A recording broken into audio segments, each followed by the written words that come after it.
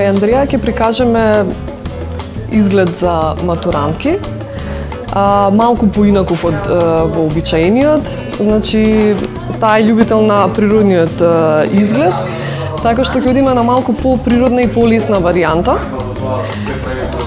Започнуваме со очите. Ставаме база од Clarins за поголема трајност на сенките, а воедно и да се изедначи пигментот на кожата, кој што кај Андреја е природно малку потемен. За овој изглед ќе ги користиме сенките на Dior.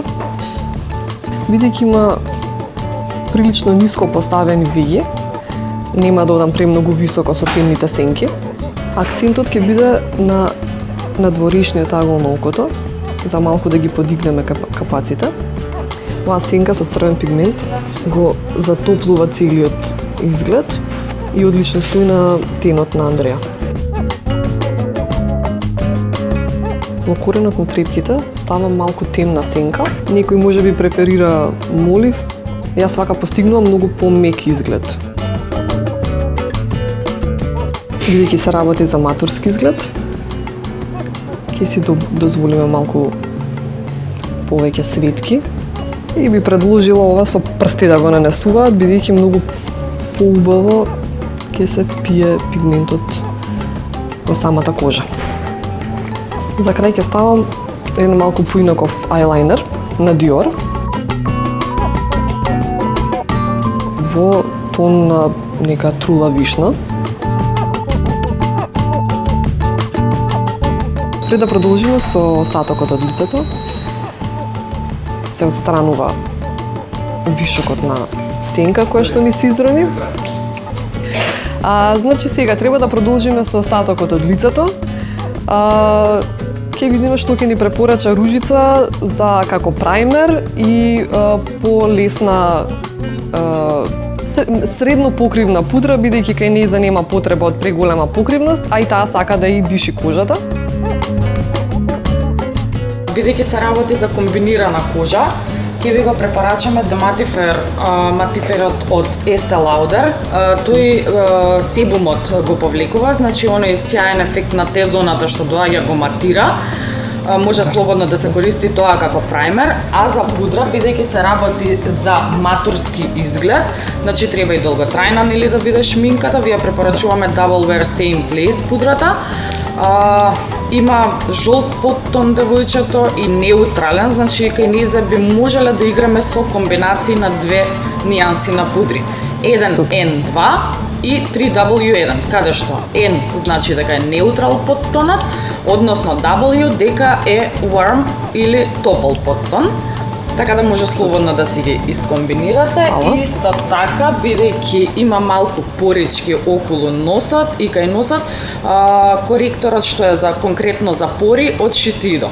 Може да се проба, да се нанесе, ќе ги пополни порите и така. Супер, фала.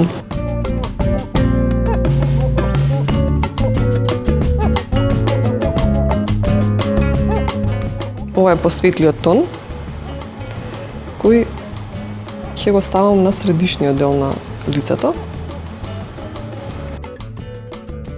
а по темната искористиме за надворешниот дел и секаде каде што малку сакаме да постигнеме длабочина, бидејќи контурирањето веќе е аут, излегува од мода.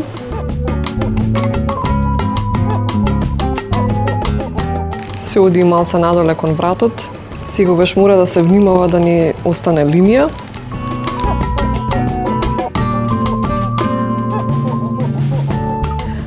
Значи сега ни треба коректор кој идеално ќе ги изедначи подочниците на Андреја. Ружица, што ќе ни препорачаш? Ќе ви го препорачам на Clarins, бидејќи е долготраен и доста покривен. Оној уморен изглед на очите го намалува тотално, така да може слободно да го пробате. Благодарам. И убава прекривна мука има исто така. Ајде да видиме.